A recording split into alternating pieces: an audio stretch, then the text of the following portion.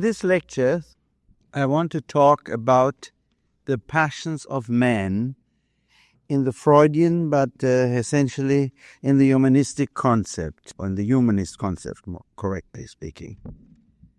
The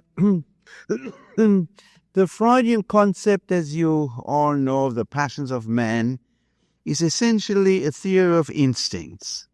He assumed in his earlier phase, or in his first phase, that there were, I said, Freud's theory of the passions of man was essentially a theory of instincts, which has two phases. In the first phase of Freud's work, more or less until the First World War, he assumed two groups of instincts which were conflicting: the sexual instinct and, let us say, broadly speaking, the instincts for self-preservation. And he considered the dynamism of the human personality as a constant conflict, fight, or adaptation of these two poles of sexual instinct and self-preservation. In the second phase of his work, as I mentioned before, he changed basically his concept and spoke of a new polarity, namely the instinct for life in his fight or conflict with the instinct for death.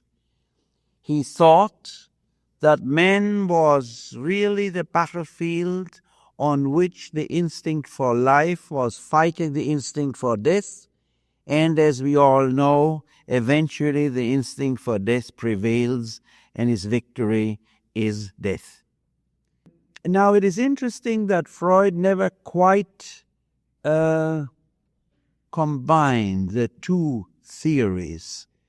The two theories are really rather separate. And the second theory, that of the instinct of life, the instinct of death, was partly not accepted even by the orthodox classic analysts, and as much as they accepted it, they didn't do much with it. It really led to a kind of renaming of things. So when you spoke about aggression or sadism, you called as an expression of the death instinct, which doesn't add very much except another word. But organically, the two theories were never quite connected and are not yet now. Now, if we ask, what was Freud's model of man?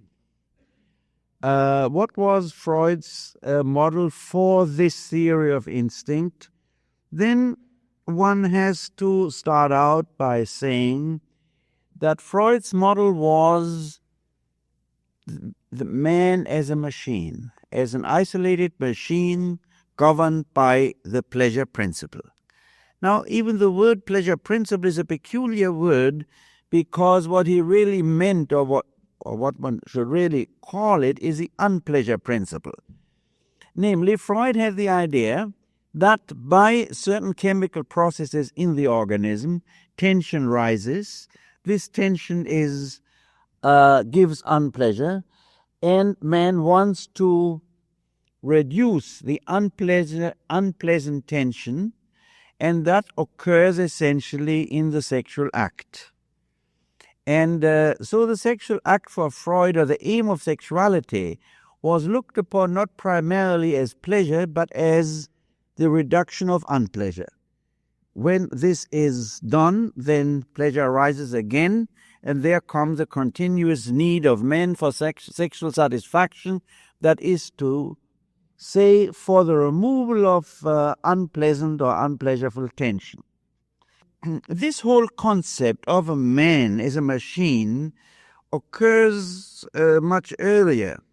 You find it, for instance, the title of a very famous book by de la Mettrie, L'Homme Machine. And this was a book on physiology, which is one of the foundations of modern physiology and neurophysiology. But the concept of the 18th and 19th century of man was always man as the isolated man who who needs others as means for the satisfaction of his own needs. He himself is like a machine driven by his inner chemistry. But since this machine demands satisfaction, he needs other people who give him that satisfaction. You find actually in Freud's model a combination of the concept of l'homme machine with another concept which you find among the classic economists, Adam Smith and others, who believed that man as an individual works all for himself. He is not primarily interested in anyone else, but he comes to the market to sell and to buy. He needs exchange with others, or in spite of the fact that primarily and essentially he is an individual entrepreneur. He is the one who all by himself produces and only secondarily needs other people for selling or buying, that is to say, for the exchange of what he needs, giving others what they need. So you might say what we find here basically philosophically in Freud is the two concepts of the 18th and 19th century. Man as a machine and the isolated man related to others only in a secondary fashion, namely needing them for the satisfaction of their needs. And then you have the picture which you find in Adam Smith and which underlies the whole concept of earlier capitalism, namely that if everybody seeks his own advantage, the result will be the harmonious advantage for everybody. That, however, is not the intention of everybody, but it comes about through this working together of innumerable people who need others for their own satisfaction. Now, Freud was in a very peculiar scientific situation. Not only was he deeply steeped in the thinking of the 18th and 19th century, as I was just describing it, he came from a field which at that time was far removed from psychology. Namely, he came from the field of neurology and physiology. And that's the way he started. He wasn't interested in psychology at that time. He was interested in neurological and physiological problems. And then, and especially under the influence of his experiences with hypnosis and with hysterical patients, his attention was turned towards psychology, and you might say for all practical purposes he left the field of neurology and physiology. He left it, but he didn't, because as an ideal method, the method of neurological and physiological laboratory were still for him the ideal form of approaching psychology. So what happened to Freud was that he gave up the neurophysiological studies but tried to apply neurophysiological methods to the study of psychology. Well, because he thought that this was the most adequate, the most scientific method of understanding psychology. If one uses, first of all, one should say, if Freud lived today, he would be in a much, much better position. Because today we really have a neurophysiology which has developed so far that some of its representatives are capable of at least formulating hypotheses on the neurophysiological equivalence of such Freudian concepts as the id, the ego, the superego, and therefore one can today actually try to express certain psychological contents with which Freud was concerned in not only the language, but actually in the contents of neurophysiology. I want to mention here the work of Hernandez Peon in Mexico, who is one of the pioneers in this field of trying to connect Freudian concepts with neurophysiological findings. But at Freud's time, such physiology did not exist. And therefore it was a tragic attempt to apply a method to a subject matter which didn't lend itself to that method at that time. And what I should like to emphasize is that in doing so, Freud narrowed down his greatest discoveries by forcing himself into the categories, into the thinking of a relatively undeveloped neurology and neurophysiology. Freud narrowed down the fruitfulness and the width of his own discoveries. And this is what I shall try to show in this lecture and in some other lectures with regard to some of the most important discoveries of Freud. It is really a tragic situation in which Freud found himself, namely in this situation where he tried to apply a method, a mode of thought, to a subject matter which didn't lend itself to it, at least not at that time. And if one is historically minded, one is reminded of what Spinoza did when he wrote his Ethics in the geometrical form, when he put all his ethical system in his Ethics in the form of geometrical axioms, definitions, and so on and so on.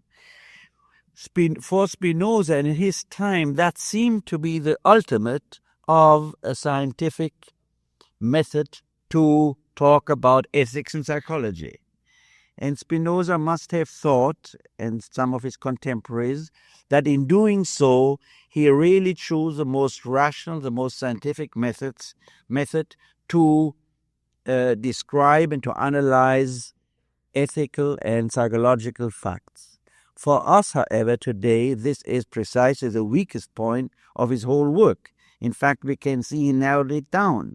It was a method and a kind of thinking which was quite inadequate or useless for the development of an ethical and psychological system. I think 100 years from now, probably, one will feel more clearly that Freud, in trying to force his findings into the language and method of neurology, did something very similar, which Spinoza did by forcing his findings into the language of, into the geometrical language. But nevertheless, the fact is that Spinoza's findings, in spite of this, have lasted for hundreds of years and will last for hundreds of years, and have given a tremendous stimulus to human thought. And I think that will be the fate of Freud's teachings too. However, I believe that one does not a disservice but a service to psychology or to psychoanalysis and to Freud himself if one tries seeing the relativity or the historical relativity of some of his thinking, if one tries to free it, to liberate it from this narrow frame of reference and therefore to give it all the significance and width which it has. I should like to suggest here one point, which is rather obvious. If the Freudian scheme of sexuality were correct, then actually masturbation would be the ideal solution for man's sexual problem. It has physiologically all that is necessary for detention. It is actually physiologically repeating the same act which occurs in normal sexual intercourse from a physiological standpoint. And if all that sex aimed at was the regulating the machine in the direction of detention, then indeed masturbation would be the most normal and simplest way of solving the sex life or the sexual necessity of man. Well, nevertheless, this isn't quite so. Or you can take another example. If you take the whole Freudian concept of the increasing tension and detention, one might think that the most ideal form for man would be to be in a situation of a complete equilibrium of stimuli, or almost complete absence of stimuli, because then there would be little that goes on, and man in this absence of stimuli would feel least tension and least necessity for reducing tension. Well, some of you know the psychological experiments which have been made in recent years with people who have been put in a completely darkened room with a completely even temperature, with no stimuli, visual or tactile or of any other kind, and the result is that most of the subjects who have undergone this particular treatment ended up with schizophrenic symptoms. That is to say that precisely the lack of stimulus seems to be something which drives man insane, or at least in some kind of momentary insanity. Well, I don't want to make too much of this point. However, I think it is worthwhile considering it if one wants to understand that there is something wrong in the Freudian concept, and also as introducing what I would call here a humanist concept of the passions, which is that while man, of course, has its inner chemistry, which creates hunger and for physiological reasons, sexual needs and so on, need for sleep too, this is only a minor point in the explanation of man's passion. That the essential point is that man is passionately related to the world outside and is in need of it. That the relationship, or you might say that the world is the object of man's passionate striving, that man is only in as much as he is a related man, and that the unrelated man is impoverished or insane. I don't know whether in saying this I make quite clear what I want to convey to you, because the formulation is perhaps seems too simple, although what it says is by no means simple. The Freudian concept says primarily Freud is the man is this isolated machine, but he develops tensions within himself which force him to go out and reach out and find satisfaction. The humanist concept says man is primarily in need of the world, that he has a passionate interest in the world, and if this interest is not fulfilled, then he is not, or rather, more properly speaking, he is not he. He is not even sane. Well, I shall stop at this moment and say, as usual, that those who have no seats might try to find seats which are empty. I was speaking about man's primary need to be related to the world, to be in contact with the world, to be interested in the world, which comes from interesse, to be in the world, and of man's frustration and suffering if he is not capable or prevented from relating himself to the world, expressing his interest in the world. Man in his you might say, in his basic constitution, is not the solipsistic, autistic being which one would infer from L'Homme Machine, who is only interested in reducing his tension. Man is primarily a man who wants to be in the world and to be related to the world. Now, if we ask what is the source and what is the direction of human passions seen from this standpoint of, or from this concept of the human model, then I would say the conditions, or the source and the direction of the human passions are to be found in the conditions of human existence. Human existence as defined as man being part of nature and yet transcending nature. Man being a freak of nature because he is the only case in nature where life becomes aware of itself.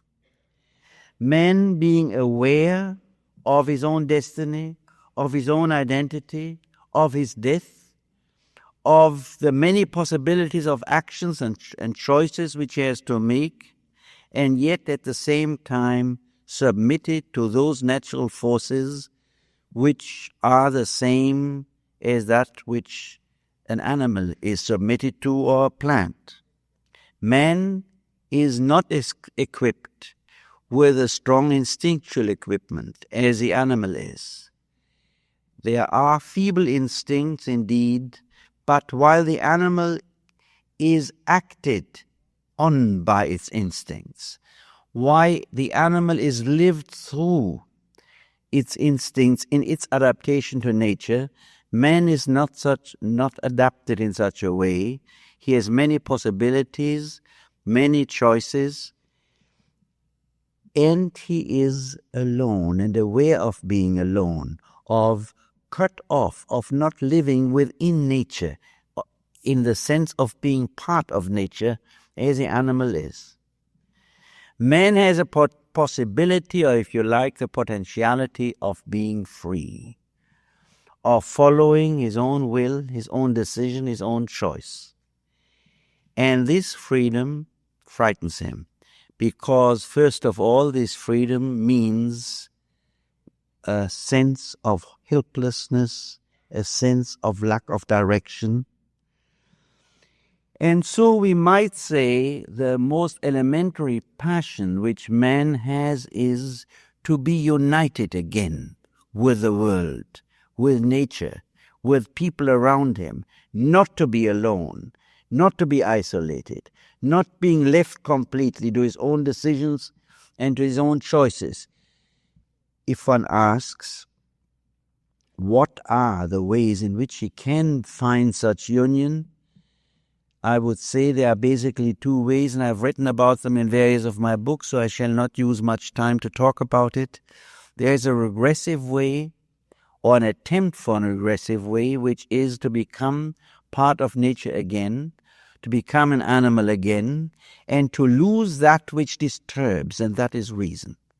That is awareness. That is what is specifically human. And so men have tried through thousands and hundreds, thousands of years to find solutions to their lives by getting rid of awareness. They have done it by trying to be animals again. In many religious rites, they have done it by using drugs, alcohol, sexual orgies, anything which could serve to take away from them the burden of awareness, which is at the same time the burden of freedom. But of course, this is not possible.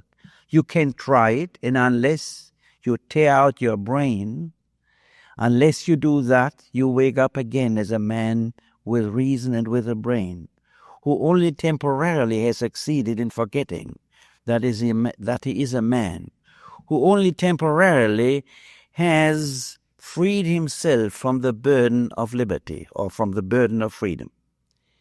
And then there is the progressive way, which was one which started all over the world in this peculiar period from 1500 BC to about 500 BC, where man discovered that he could find union with the world not by regressing but by progressing.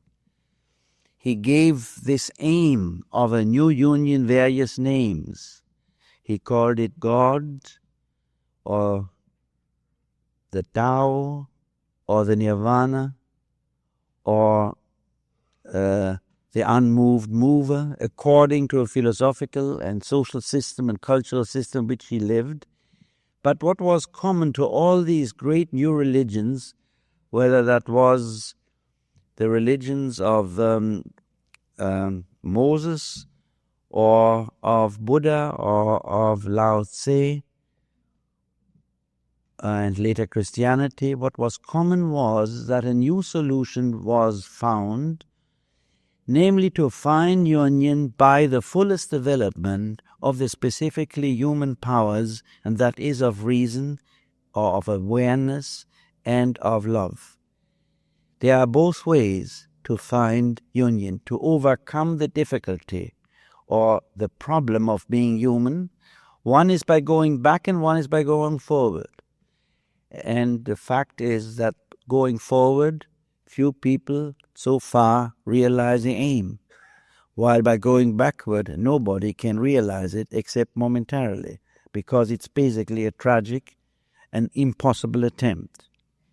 The history of religion, the history of psychopathology especially, is a record of all these various attempts of progressive and regressive solutions to overcome the separateness of man, to overcome the burden of aloneness, and there are naturally many steps in between the most archaic and the most progressive forms of finding a solution.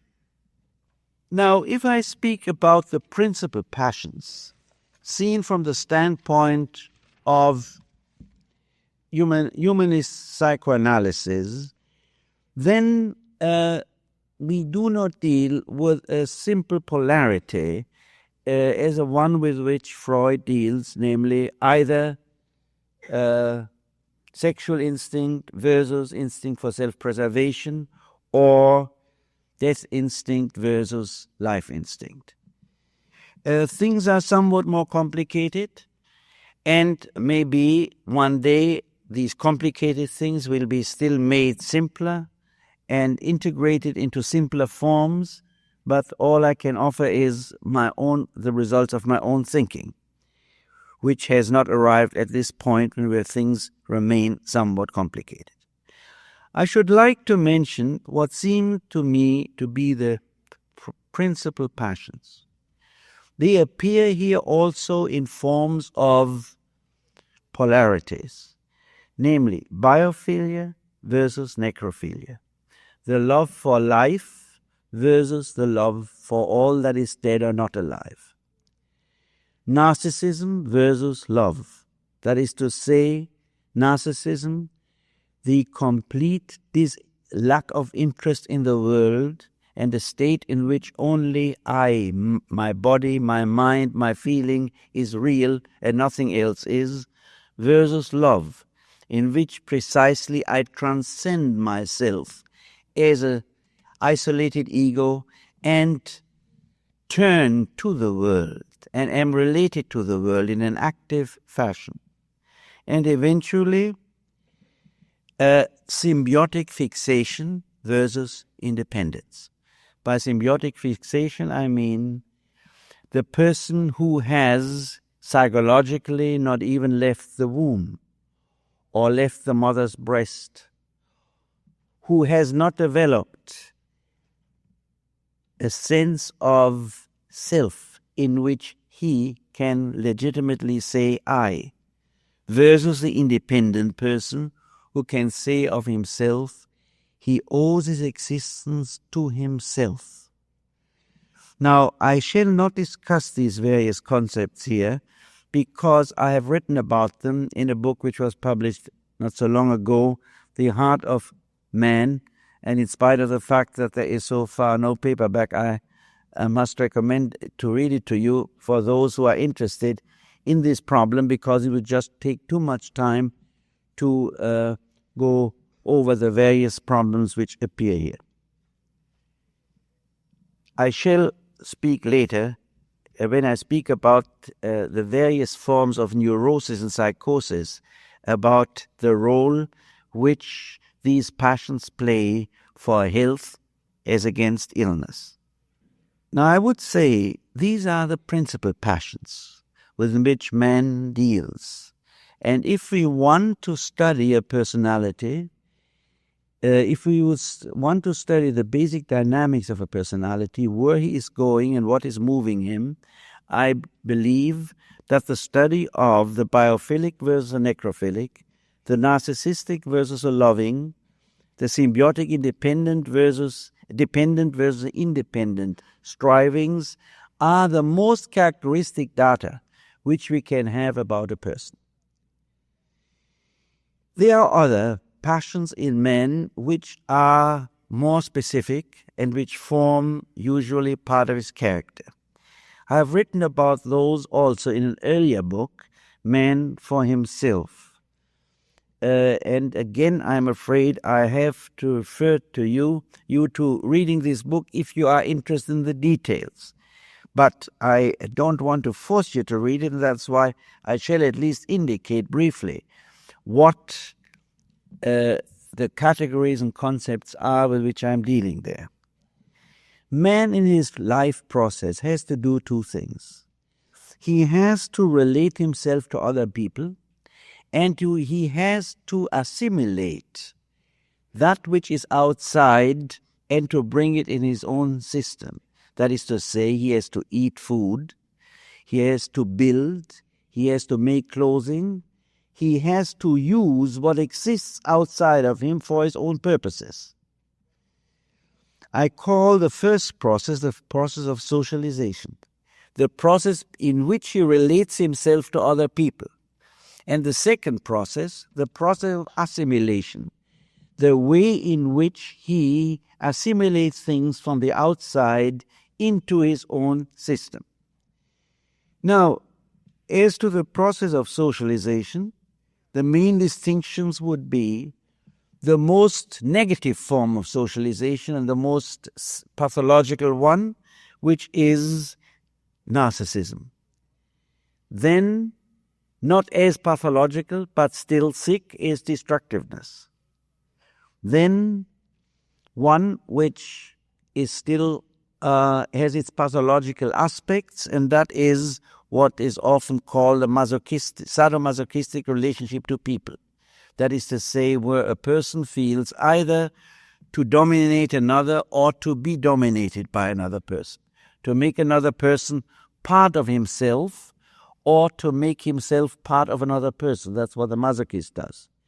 And eventually the possibility, which seems to be the most promising one, of relating oneself, that is love, in which two people remain different and yet they become one, in which there are all the elements of interest, of care, of knowledge, which one has about the other person.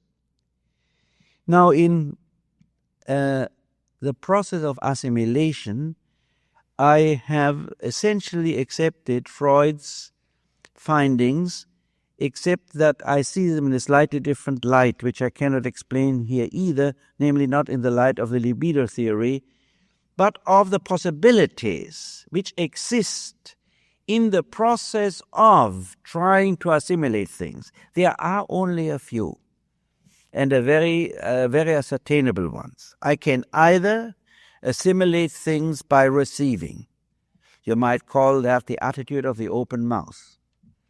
I can assimilate things by exploiting, by taking them away from somebody else. I can assimilate them by hoarding. I make myself a closed system and see to it that nothing leaves the system, but that as much as possible goes in. That is what we call in general the stingy person. The person who is stingy not only with money but with feelings, and you can see in the really stingy person is also stingy with his words even. He does not want to lose energy. To give you an extreme case of such a hoarding personality, whether here you find a pathology which is rather great, I want to mention a patient who did two things. Here you have an example of necrophilia and hoarding together. And I'm sorry, it is a little shocking, perhaps to listen to it, but then I guess you don't come to a lecture on psychoanalysis if you're not ready to be somewhat shocked. Well, the fact is, that this patient exhumed the bodies of his father and his mother, let the body be cleaned so that the skeleton only remained, put the skeleton of both his parents under his bed, and slept so for many years, cleaned the skeleton every Sunday.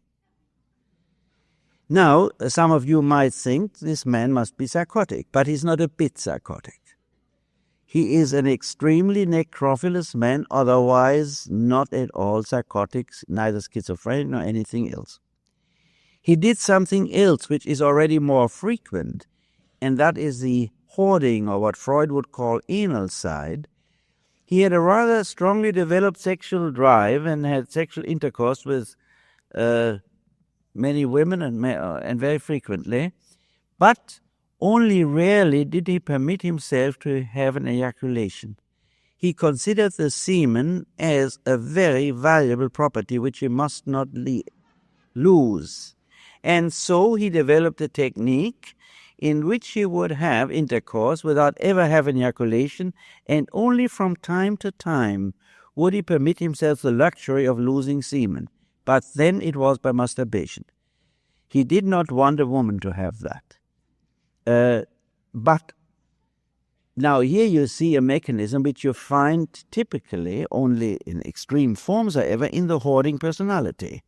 Everything has to be kept. Nothing must be lost. The whole sense of security rests upon the feeling, this is mine. And property is life, because only what I have. I am what I have, and I am not what I am, or what I do, or what I feel. Now, in such extreme cases of necrophilus and hoarding pathology, you can see in more extreme forms traits which we find in ourselves and in others in mild forms many times. Freud had seen that with great clarity clinically, these differences between what he called, and that is his terminology, the oral receptive, the oral sadistic, the anal personality, character, and indeed these findings of Freud belong to the most important discoveries in psychology as far as I can see. I have only seen them in somewhat different theoretical conceptualization, because I think these character traits do not develop in relation to specific erogenous zones, as Freud had thought. They are forms of assimilating things, and whether the one or the other becomes predominant, aside from constitutional factors, depends mainly on the atmosphere in which a person lives. You will find, for instance, that whole social classes have this hoarding character, while other social classes have not. You find personalities with a hoarding character, with a deadness, with a stinginess of words, of emotions, with a lack of affect, which is not schizophrenic, but which is just hoarding or anal. You see the face, which is unalive, and you see other people which are not that way at all. Now, you find a very frequent type which we see is the oral receptive type, a person who then tends to be dependent on overeating, who always wants something, whose main interest is food. You will find food in any form. It's not necessarily food, really, but something he gets from somebody else. It can be intellectual food. It can be television food. It can be cigarette food, liquor food, sex food. But it's always getting something because he feels empty. You find clinically the many cases in which very tense, anxious, or depressed persons tend to overeat, to overbuy, because there is a feeling they must fill themselves in order to lose that sense of weakness or vacuity which they have. Well, the most developed form of assimilation is what I have called the productive character. That is to say, the person who does not think all good is outside and all I can do is to either receive it, steal it, hoard it, but is a character who believes, if you could put it that way, who feels that I get something by producing it. That is a person who is relatively independent from others, who has a sense I can create. Not necessarily art or literature, but I can make a good table or chair or can be a good doctor. I can do something useful. And as long as I do something useful, I don't need anybody to feed me, nor anybody to steal from, nor do I need to hoard all the time, because I am productive. I can fulfill my needs by my own work, by my own activity.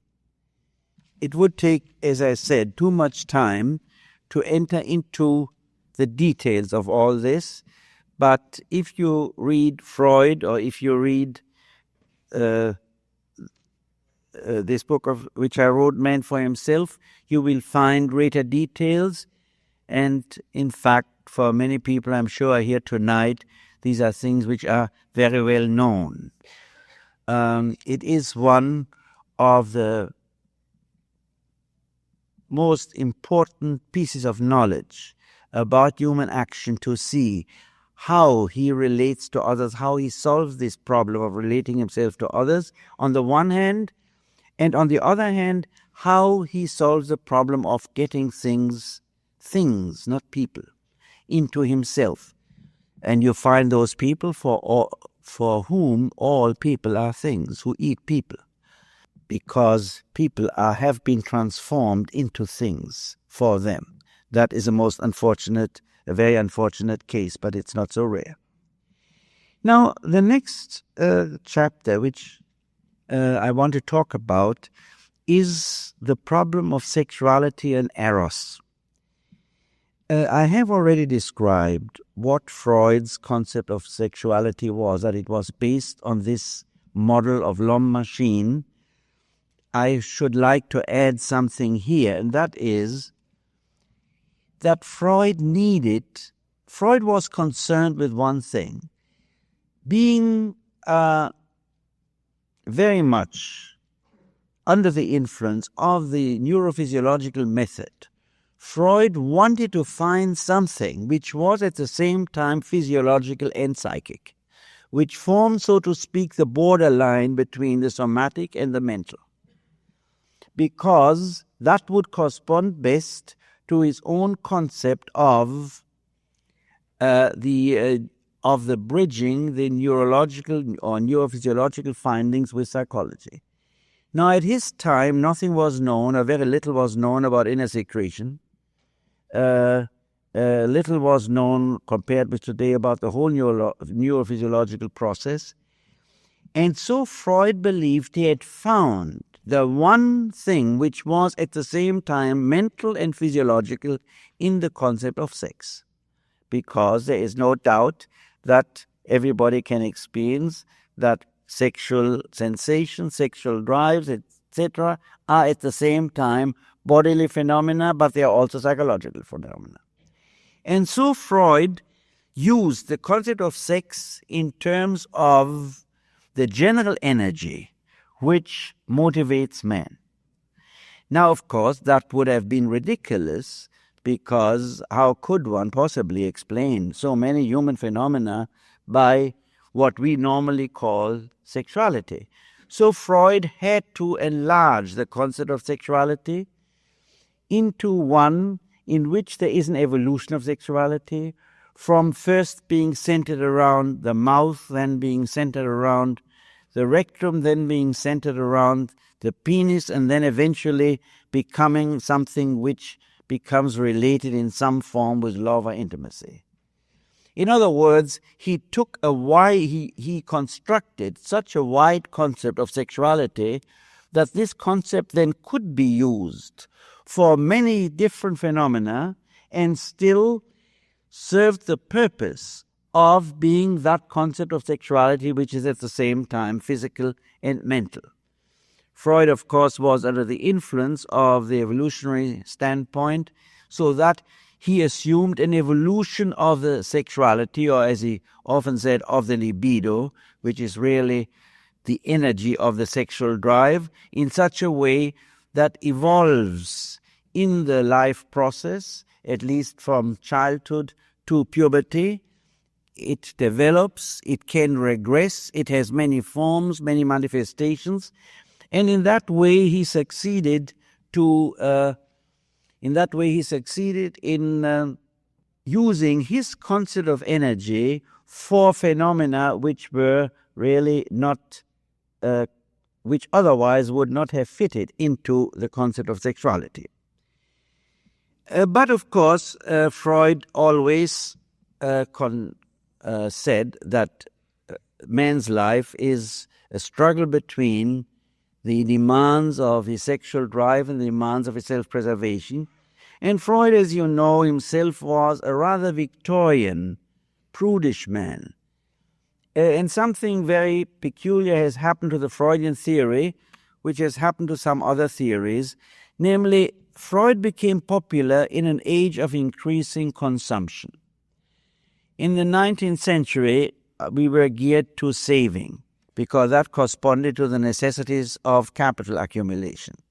In the 20th century, our market is based on increasing consumption. Our whole economic system is based on increasing consumption. In fact, even that wouldn't be enough so far if we didn't produce 50 billion worth of hardware for war preparation, which is actually not precisely a production for consumption.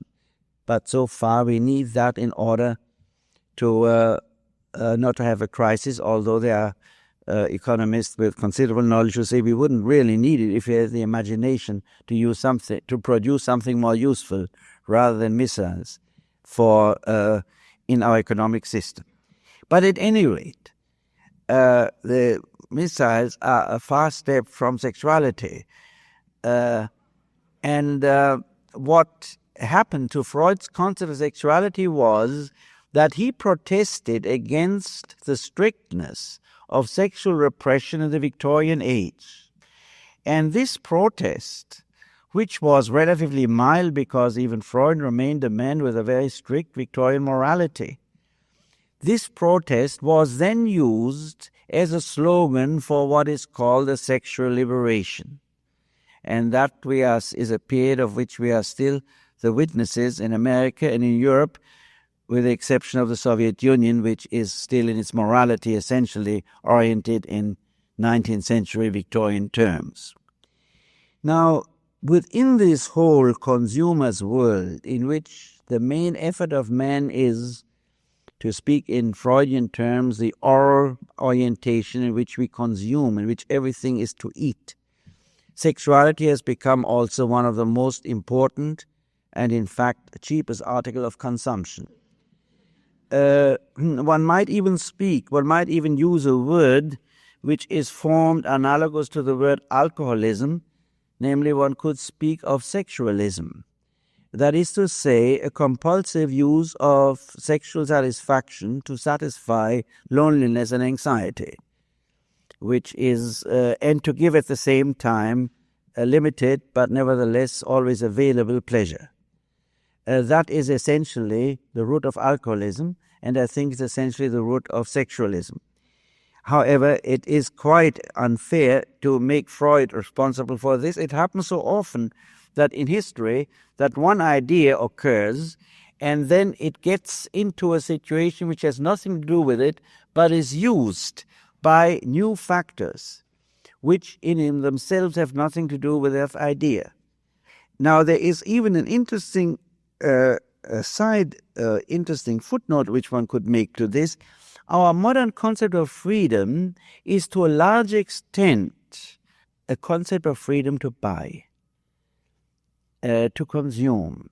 I'm not now speaking of that concept which the State Department uses, where freedom simply means the quality of a state which is allied with ourselves.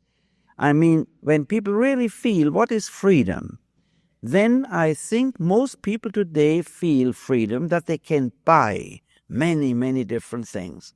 And if you read descriptions, even from people who come from Russia or the small socialist countries who are not particularly hostile there, what they really feel is completely lacking is the freedom to buy.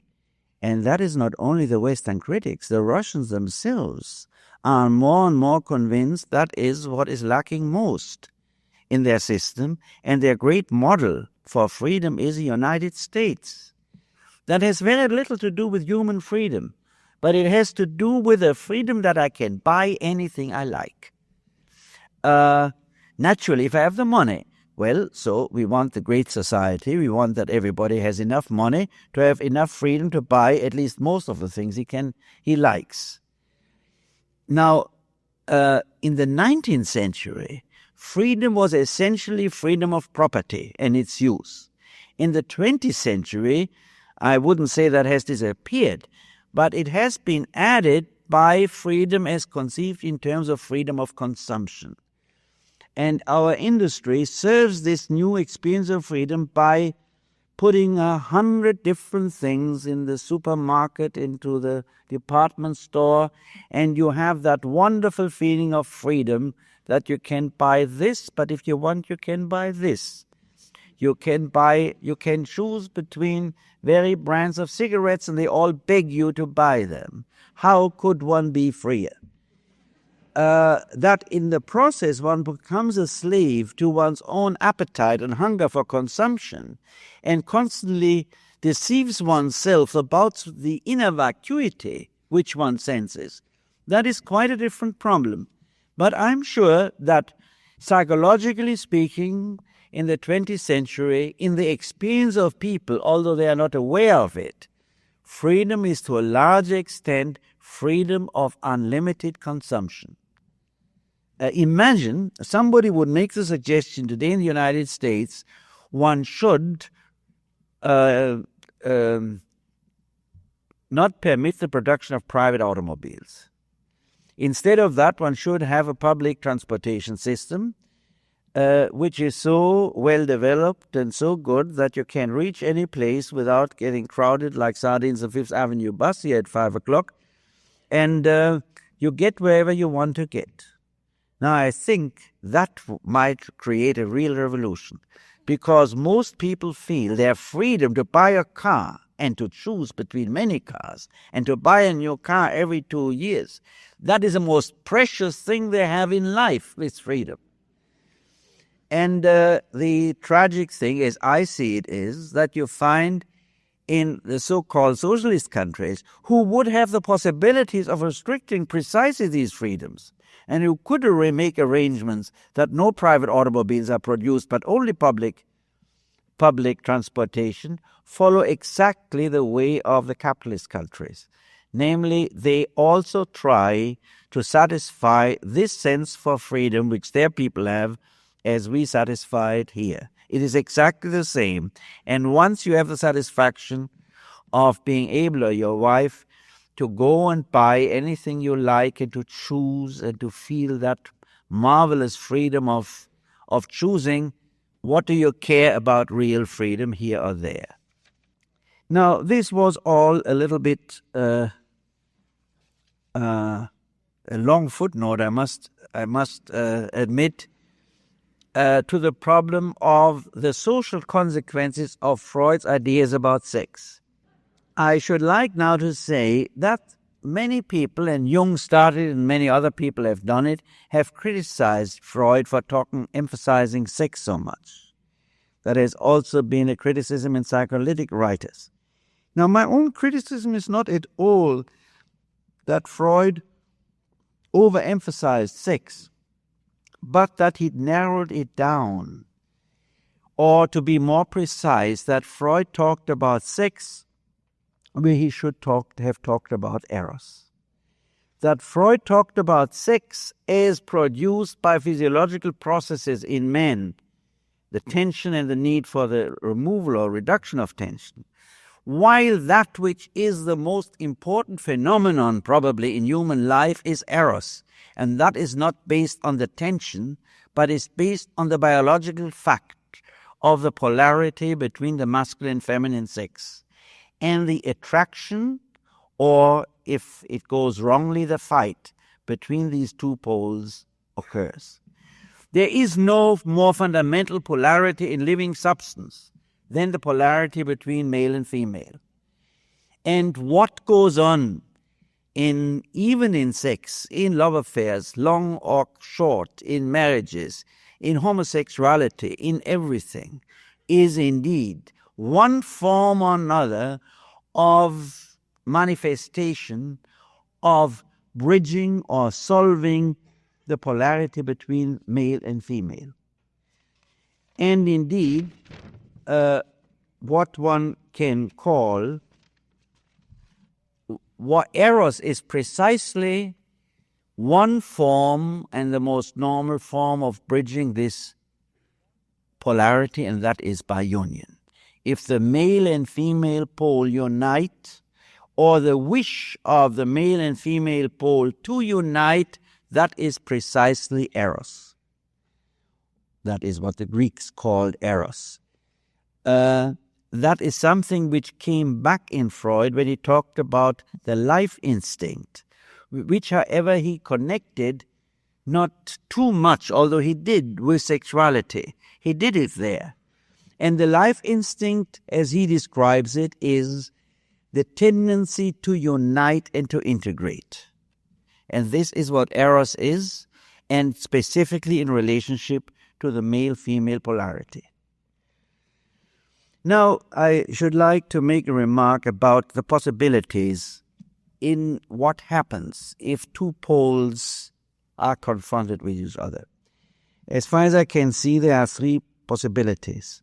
Either union between the two poles. If this union is not possible, antagonism.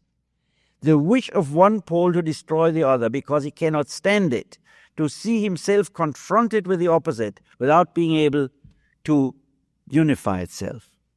And the third possibility is that of neutralization, of reducing the intensity of the charge on two poles, or reducing the difference to the lowest possible threshold, and therefore they have no problem.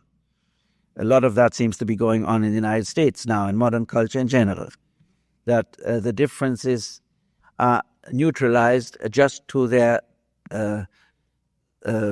physiological anatomical point, which cannot be changed anymore. But otherwise, that the sexes become more and more similar.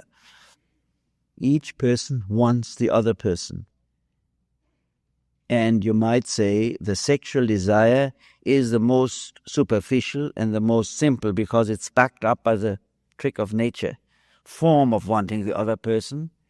In love, in a deeper sense, there is a wanting of the other person as a whole person.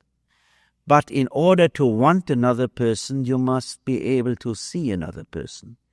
If you are afraid of intimacy, if you try not to see, if the other person remains strange and nebulous, except as a body, then indeed you cannot want that person. Wanting a person means seeing the person, penetrating the person, being close to that person. To have this person fully alive, once that is the case, you can want that person. But there's another condition. You must be you. You must want her, provided you are a man. If there is no you, well, who is there to want? Then you are, as Heidegger has called it, a one. A person, an anonymous person, who wants nothing. Now, sexuality in this sense is deceptive because, nature has made this drive so strong for obvious reasons of her own, because the biological survival of the human race depends on it. So anybody who feels nothing can nevertheless feel otherwise a sexual urge and can have a sexual relationship with a person of the other sex. But that can be an expression of wanting a person. It can occur without wanting anything, as a mere function of that residue of a physiological sense for union which is present in most people. Union is indeed the one solution of the polarity, and that union we call eros. If there is no union, then there is antagonism. And antagonism between the sexes is probably also, aside from love, the most fundamental, and I think in comparison with love, the much more frequent form of the manifestation of trying to find a solution for the polarity. Well, I think it is time to stop here. So I shall next time first talk, ending this particular chapter, talk about the various forms of antagonism which exists between man and woman, individually and historically. That is to say, what are the fears which men have of women, or which women have of men, and what is a peculiar war of the sexes, which has gone on so far as probably human history goes back, and which has very different forms, however, which are usually not consciously noticed because one takes this war of the sexes so much for granted that one isn't even reminded that it exists. Well, I shall talk about this in the beginning of the lecture next time, and then go to the next topic, and that is the question of what we mean by Oedipus complex, by incest, and how, from a standpoint of humanist analysis, these findings of Freud's could be best expressed. Thank you.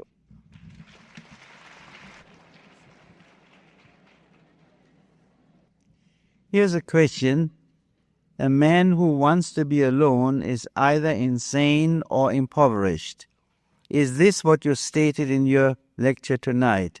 If so, could you explain further, telling us why solitude would not be acceptable? How about Thoreau, or the solitude of the artist creating?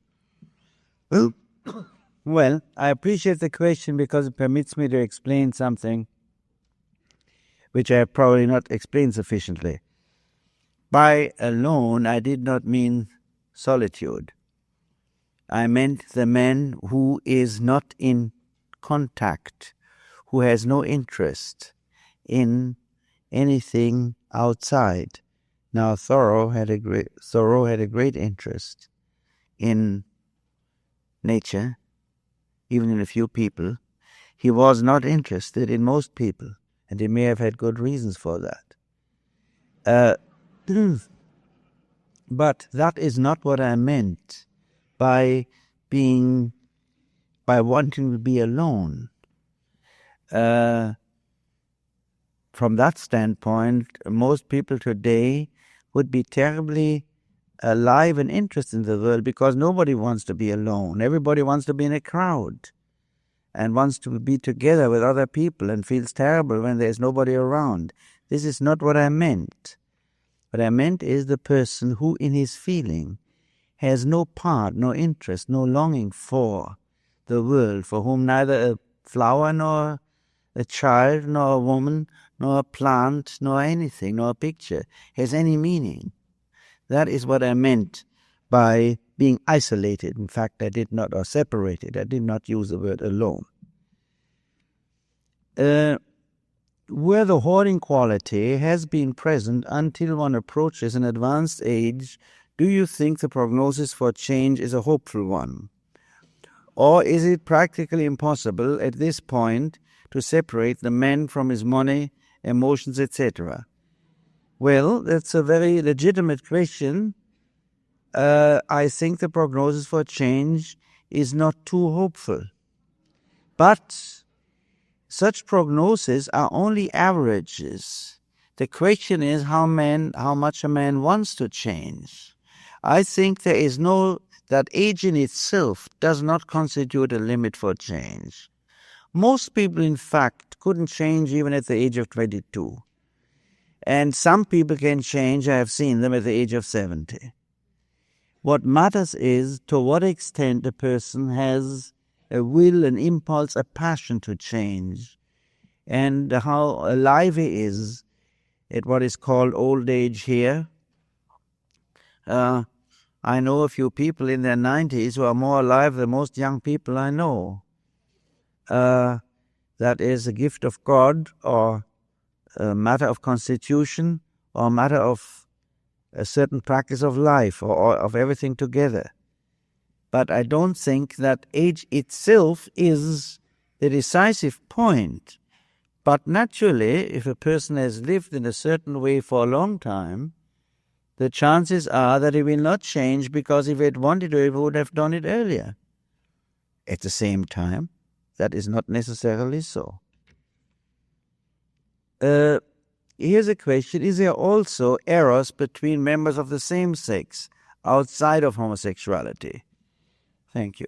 Undoubtedly, there's eros between members of the same sex, and some people get over anxious, in fact, that they find that any erotic feeling towards members of the same sex is already a sign of homosexuality. People get awfully sensitive about the possibility there could be homosexuals these days, although there are enough homosexuals too who are not that sensitive about it. Now, the question is another question, namely, is there really not also an eros in homosexuality? And I think there is. What happens in homosexuality is that the male and female pole are in a peculiar way changed, or that they are manifested in two people of the same sex. That's why we find so often in homosexual relationships that one takes the role of one sex and the other of the other sex.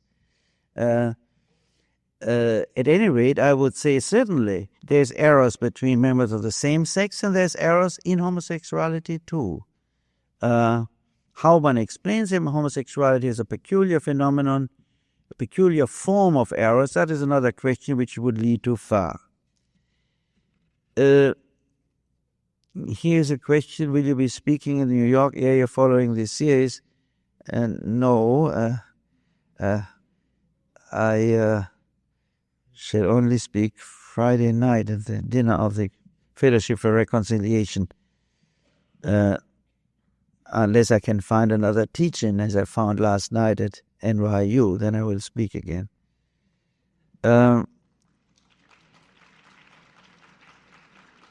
Is not the freedom of buying or owning a car, but the power of driving it, which is important to men? Well, I think the power of driving it is very important, but you can't separate it. It's the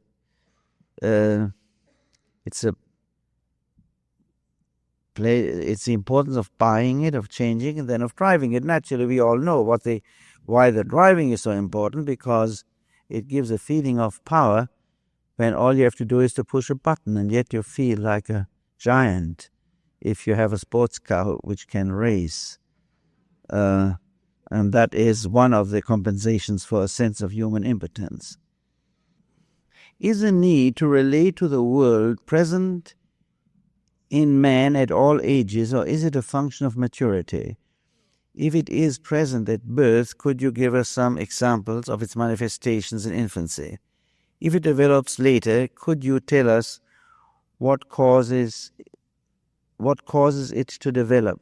Now, that is a very interesting question, but one very difficult to answer in this situation, because it refers to one point in which a good deal of research has been done, a great deal more ought to be done. For instance, we know that the newborn baby is not related to the world outside yet, because it doesn't even conceive of it. It doesn't experience the world outside as different from itself. But even here, the question is there no eros? Freud and others have used the word autoerotic. That is to say, the eros which is there is still bound to the own person. But even that may not be entirely true. Nevertheless, it develops, and the stages of this development are matters of great interest for psychologists. And as I said, there is there is a good deal of research done and a great deal more needs to be done, how this develops.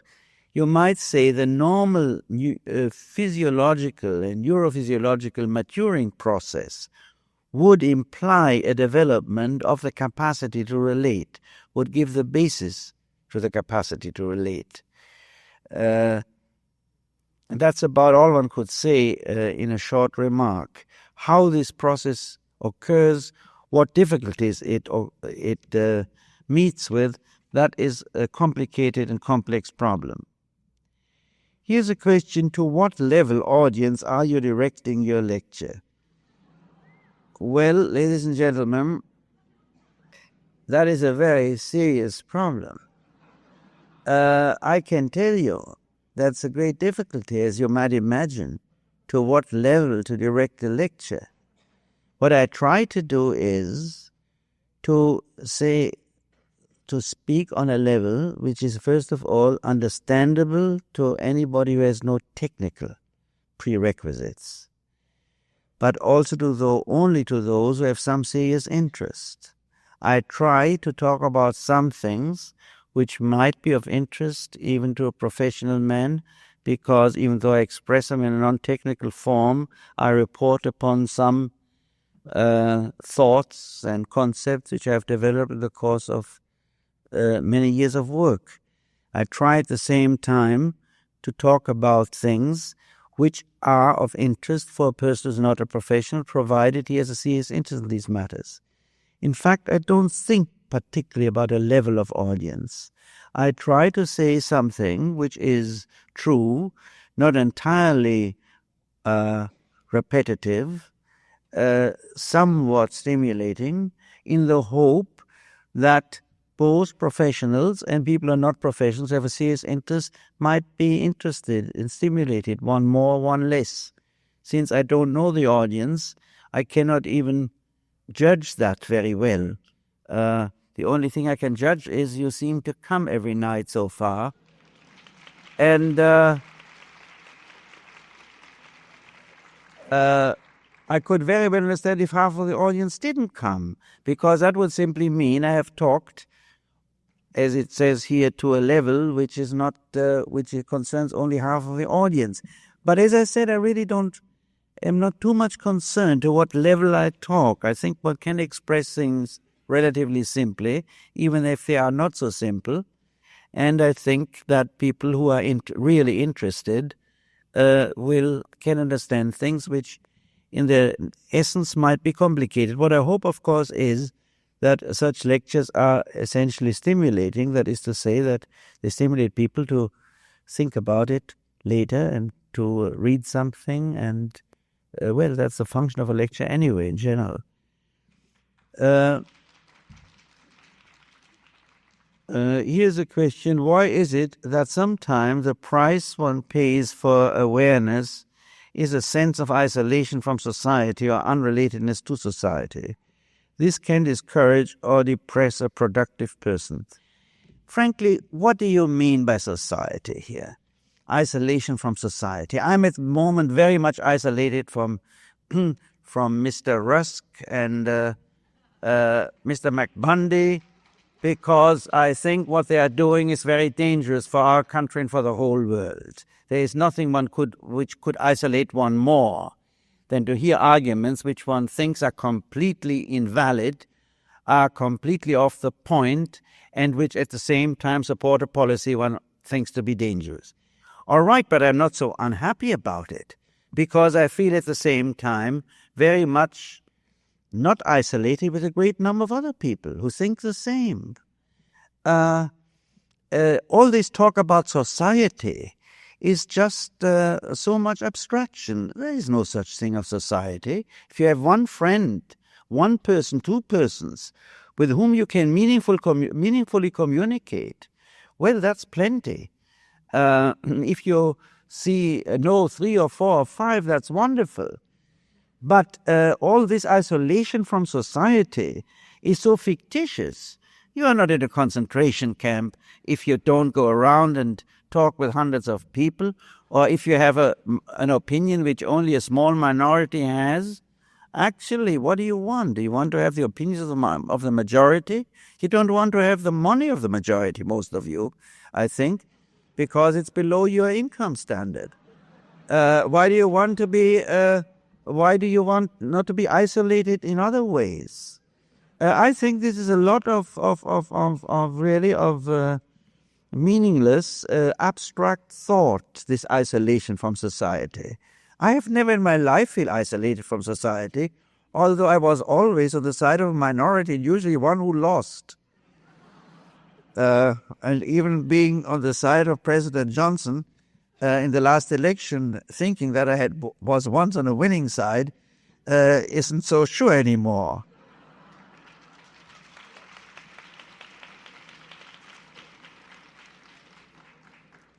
You said, I think, Russia has not reached the freedom in sexual matters that we have in our country. Would you be more explicit, please, about this matter? Well, I can tell you a story which I read in the Russian Digest, that is the translation which appears every week of Russian newspapers done by the American Society of Learned Societies, whatever the name is. Well, there was a following story of a Russian television show, a roundtable discussion, which was based on a letter which a little girl had written, a 17-year-old girl, you call it teenagers here, the Russians haven't gotten that yet. She had written a letter to the newspaper of the Komsomol, of the Communist Youth Organization, saying, I hate my mother because she doesn't permit me to come home later than 9 o'clock in the evening. She doesn't permit me to listen to music older than Tchaikovsky, or she doesn't permit me to read the books which I want to read. She doesn't permit me to wear high heels. She doesn't permit me a hairdo which is modern and fashionable. I hate her, I hate her, I hate her. Well, all right. Now, that could be said perhaps by some young girls in this country too. But what happened in this symposium, in which a number of important Russian intellectuals participated, was this: that the best thing which was said for the girl was that, of course, it is utterly unforgivable to hate her mother, but nevertheless one should not condemn her completely because, something or other. But the most participants said she was an ungrateful parasite who dared to say something against her own mother. And the article or the symposium closed with a remark which we know, which all of you know: one can have many husbands, one has only one mother. Well, now that is Soviet Union 1964. Now you can imagine, and that is not an isolated incident. That is a representative panel on the television. That is United States 1890. And now, of course, I don't know the sexual mores of the young men of the Russian upper class. They might be not too different from Mr. Profumo, or of the upper class of other countries in the West.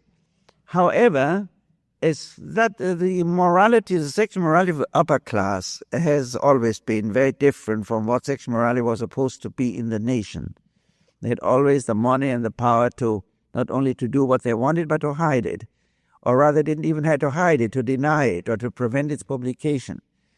So I don't know about that, but certainly about sexual morality in general, there's every indication, and this was just an example, that it is indeed a much more conservative sexual morality than you find it in the United States. And we all know when Mr. Khrushchev was here and they showed him in Hollywood certain things, he was quite shocked. I don't know, there were naked women dancing or something. I forgot the details now. But he was quite shocked to see such a thing, because in Russia you don't see it, at least not that easily. You mentioned what is false freedom, freedom to consume. Then what is your conception of true freedom? Well, I'm almost tempted to mention another book of mine, Escape from Freedom, in which I try to discuss that. But true freedom is certainly not to consume. True freedom is to be, is to think, to feel, to love, to do something interesting, to be oneself, not to be sheep, to be myself. That's true freedom. And the freedom to consumption has nothing to do with freedom. You said if a man can feel productive, he need not steal from others, etc.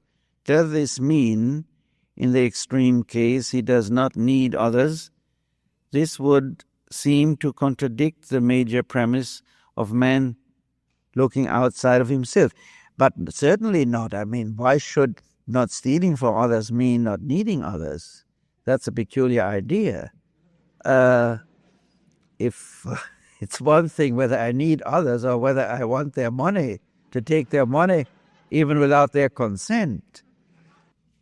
Here is a question. You seem to hint on in your latest topic of discussion that eros and love are more basic than the superficial function of sex.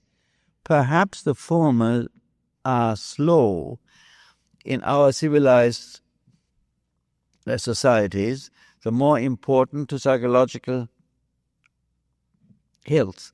But must you not admit that the drive for sex is more basic a need and that it is more fundamental, that the concept and problem of eros is the secondary manifestation of this basic, albeit more superficial drive for sexual satisfaction?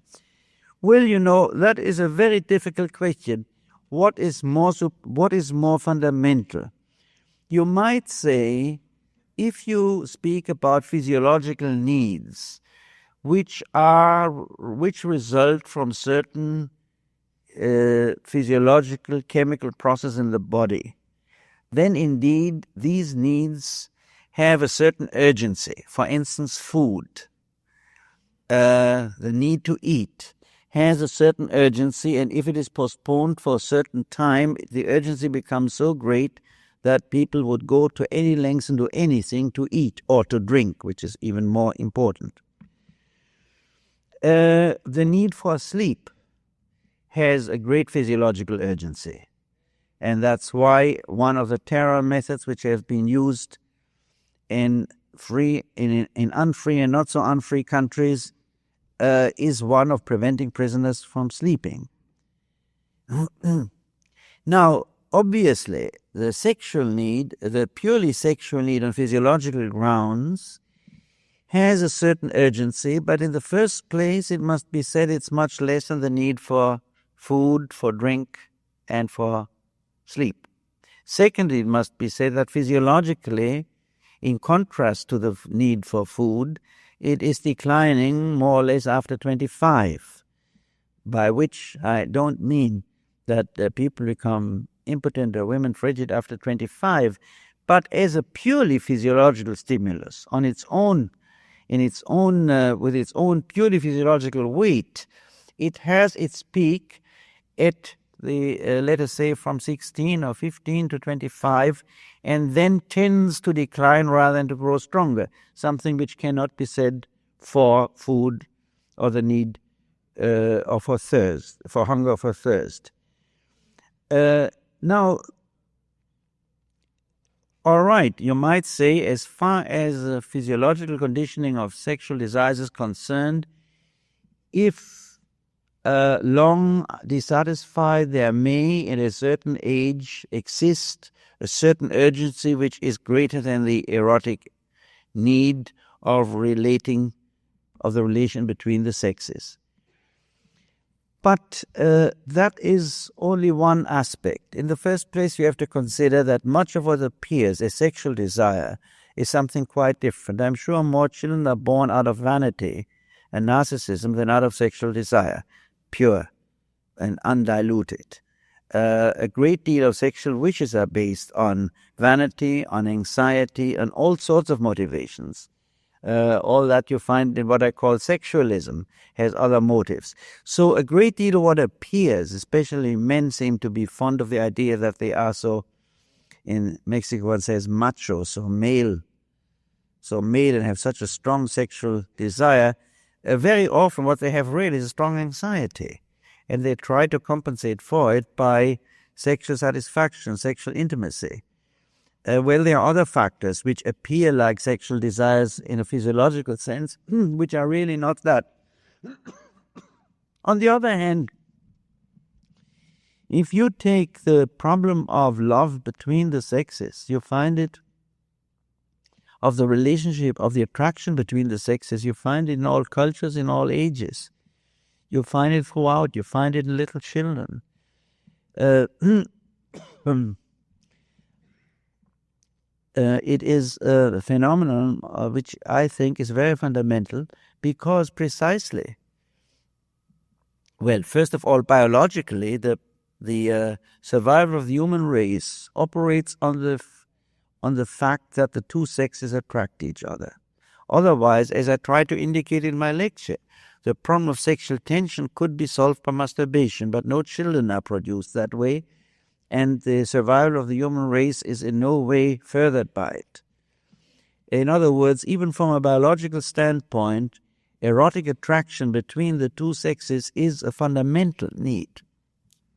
From a standpoint of survival, not of the individual, but of the race, the male-female attraction is about the most important and most fundamental need there is.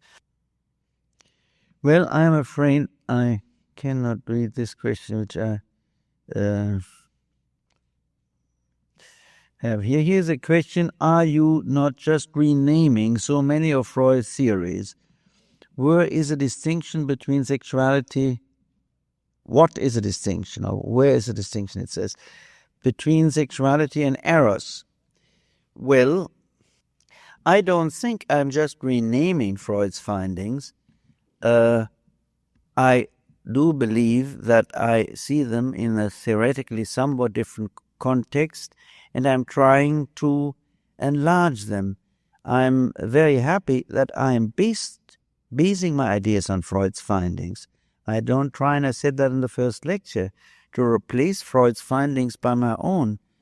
I think anyone who is not a genius, and I am in this position like many others, can be very grateful to be able to think about, to develop findings of a genius. But I also don't think it's a matter of simply renaming it. It's a matter of translating them, enlarging them, revising them into a different frame of reference, into a different, if you like, philosophical and social concept. Now you see, for instance, as far as a problem of eros and sexuality is concerned, Freud coped with one great difficulty. That is, he said explicitly that the libido, the sexual drive, is by nature masculine. Freud couldn't even visualize the polarity male-female because he was convinced that sexuality, libido, was all male, and that the woman was a castrated man and had no libido of her own. Now, that is obvious nonsense, which you can, however, understand from the standpoint of a very patriarchal man in the 19th century, or the end of the 19th century, in Austria or Germany. It just shows to what extent emotional prejudices can even lead a genius or mislead a genius into making theoretical statements which have absolutely no sense. Therefore, from Freud's viewpoint, one can hardly even talk about eros as a polarity, because for Freud there was no real polarity. For Freud there was a male and there was a female as a crippled or castrated male, and what the female sought was really always to find that the penis, since she couldn't have it directly, in some other forms in which is it available, sometimes the form of children, this, that, and the other. I shall talk next time about all the propaganda which the ruling male class has made now for thousands of years. All their lying slogans about the superiority of men as far as women. No war produces more lies and more fantastic legends than what men have spread about themselves since they took over. There are the strategists for male superiority, which often do not make more sense than the strategist for the liberation of Vietnam from or of Santo Domingo. But the unfortunate thing is that there are in the last since the last 60, 70 years really, there are teachings for women's liberation against the male strategy. And in fact, we have seen a great deal of that, sometimes, however, at the expense that women thought they could be equals only if they are not different. And that is a great trouble, because the more the difference disappears, the less equality means. Well, that is a time to stop. Thank you.